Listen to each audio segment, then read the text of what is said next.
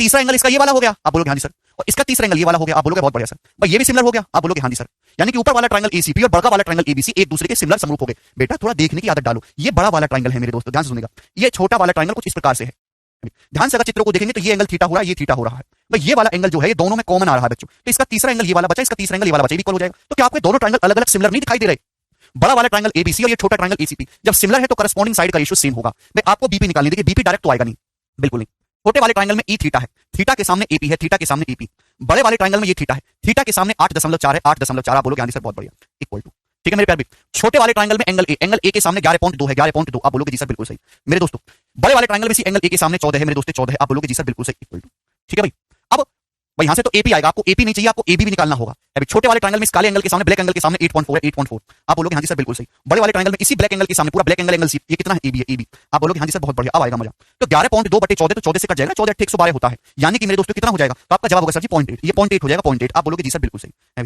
यहाँ से एपी की लंबाई कितनी आ जाएगी? एपी की लंबाई आएगी 8.4 को 0.8 से गुणा कर देंगे, 2 मट्टू 64 और 8 चौक 32, यानी कि मेरे दोस्तों 6.72। तो एपी की जो लंबाई है प्यारे भाई वो 6.72 सेंटीमीटर आ गई। 6.4 और 0.32 तो 6.732 आ गया मेरे, 6.72 आ गया। क्लियर है? अब मेरे दोस्तों अगर आप यहां से देखेंगे मेरे प्यारे भाई इन दोनों से, तो एबी की लंबाई कितनी आ जाएगी? एबी की लंबाई आ जाएगी 8.4 अपॉन 0.8। एबी की लंबाई क्या आ जाएगी? 0.8 बटे में आ जाएगा एबी ऊपर, 8.4 अपॉन 0.8 दशमलव हट जाएगा 84 बटे 8, यानी कि मेरे दोस्तों 4 से जाएगा 21 बटे 2, 10.5 सेंटीमीटर। तो 10.5 सेंटीमीटर आ जाएगी, आप बोलोगे हाँ जी सर। तो ये जो लंबाई है एबी की पूरी कितनी आएगी? 10.5 सेंटीमीटर, 10.5। क्लियर है?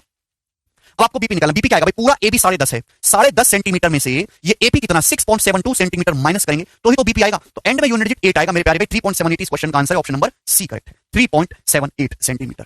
बताओ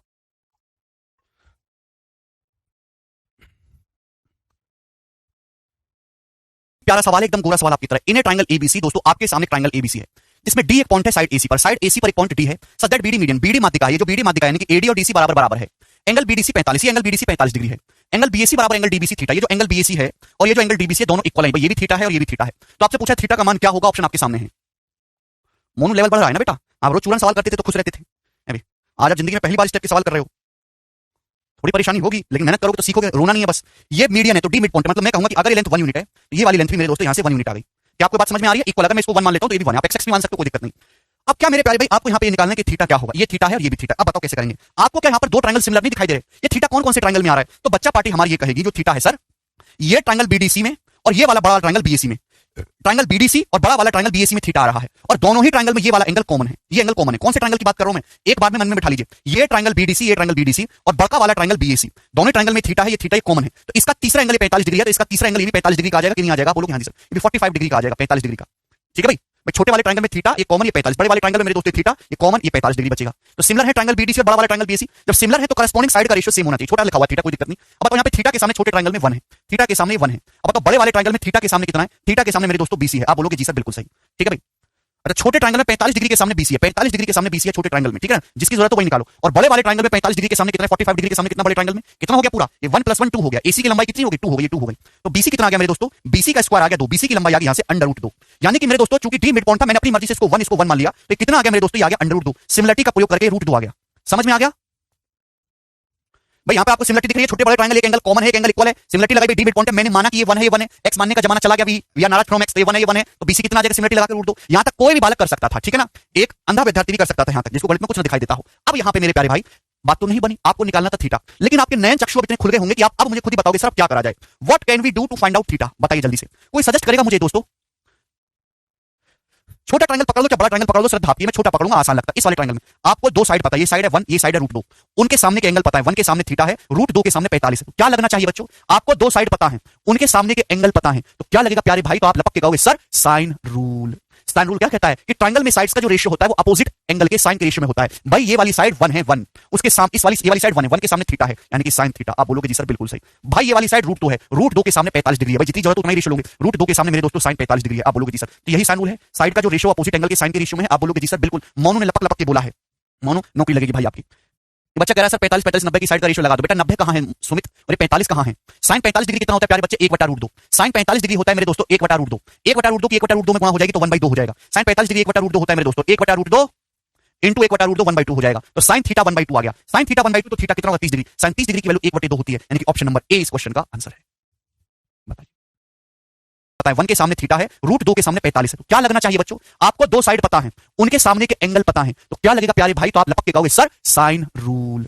साइन रूल क्या कहता है कि ट्रायंगल में साइड्स का जो रेशियो होता है वो अपोजिट एंगल के साइन के रेशियो में होता है। भाई ये वाली साइड 1 है, 1 उसके सामने ये वाली साइड 1 है, 1 के सामने थीटा है यानी कि साइन थीटा। आप बोलोगे जी सर बिल्कुल सही। भाई ये वाली साइड √2 है, √2 के सामने 45 डिग्री है। भाई जितनी जरूरत उतना ही रेशियो लोगे, √2 के सामने मेरे दोस्तों साइन 45 डिग्री है। आप बोलोगे जी सर तो यही साइन रूल है, साइड का जो रेशियो अपोजिट एंगल के साइन के रेशियो में है। आप बोलोगे जी सर बिल्कुल। मोनू ने लपक लपक के बोला है, मोनू नौकरी लगेगी भाई आपकी। बच्चा कह रहा है सर 45 45 90 की साइड का रेशियो लगा दो। बेटा 90 कहां है सुमित? अरे 45 कहां है? साइन 45 डिग्री कितना होता है प्यारे बच्चे? 1/√2। साइन 45 डिग्री होता है मेरे दोस्तों 1/√2। 1/√2 की 1/√2 में गुणा हो जाएगी तो 1/2 हो जाएगा। साइन 45 डिग्री 1/√2 होता है मेरे दोस्तों, 1/√2 इंटू 1/√2 1/2 हो जाएगा। तो साइन थीटा 1/2 आ गया। साइन थीटा 1/2 तो थीटा कितना होगा? 30 डिग्री। साइन 30 डिग्री की वैल्यू 1/2 होती है, यानी कि ऑप्शन नंबर ए इस क्वेश्चन का आंसर है। बताइए कितना प्यारा सवाल। इस सवाल को देखकर मन प्रफुल्लित हो गया। आपने भी इसका आनंद उठाया होगा, चरम सुख की अनुभूति हुई होगी आपको। भी आगे चलेंगे अगले सवाल की तरफ। सवाल है दोस्तों आपके सामने 54 सवाल, बहुत शानदार ईमानदार प्रश्न।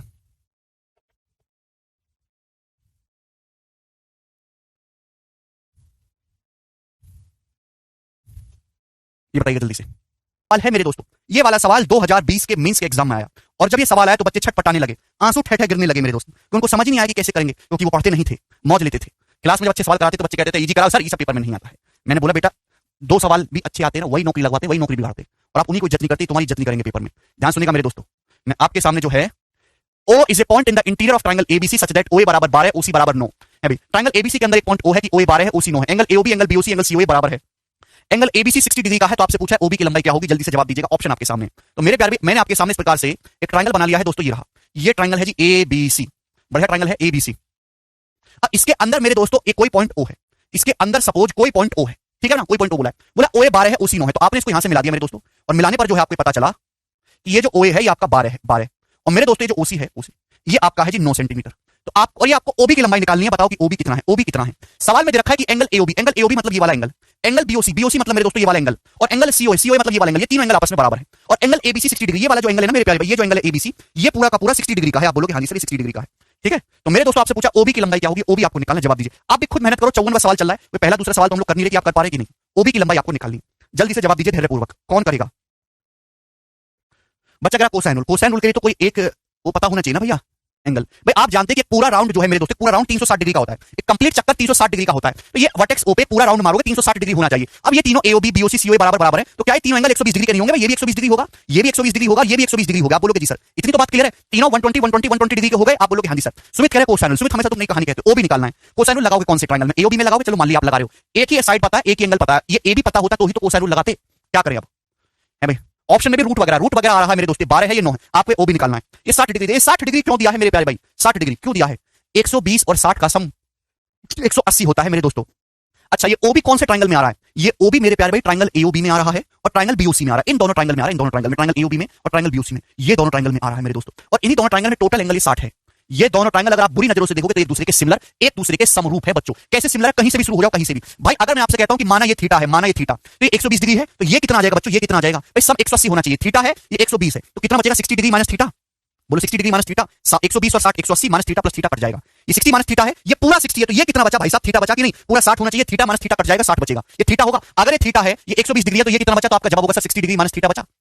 बोलो सम 180 हो रहा है, 120 और 60 180 minus theta plus theta cut जाएगा। क्या इन दोनों ट्रायंगल के आपको तीनों एंगल सेम नहीं दिखाई दे रहे? कैसे? Theta 120 60 minus theta, theta 120 60 minus theta. इसका मतलब ये दोनों ट्रायंगल सिमिलर है, समरूप है। कहीं से भी थीटा मान के शुरू हो जाओ, अपने आप चेंज। जब भी दो ट्रायंगल इस तरीके से सटा के बनाए जाते हैं ना, सटाकर, तो वहां बहुत ज्यादा चांसेस है कि सिमिलर हो सटे हुए ट्रायंगल। क्लियर है? आप बोलोगे हाँ जी सर बहुत बढ़िया, ठीक है। तो जब सिमिलर है तो कॉरेस्पॉन्डिंग साइड का रेशियो सेम होगा।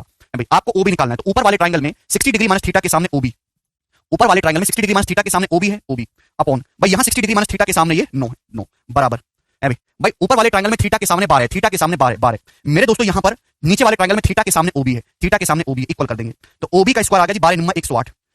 अब 108 का क्या मतलब? 36 दिया 108 होता है, 36 दिया, 36 का अंडर रूट तो 6 आ जाएगा, 3 का आ जाएगा √3। तो OB की जो लंबाई है वो 6 √3 सेंटीमीटर आ गई। ऑप्शन नंबर ए करेक्ट है, 6 √3 सेंटीमीटर। सभी को समझ में आया?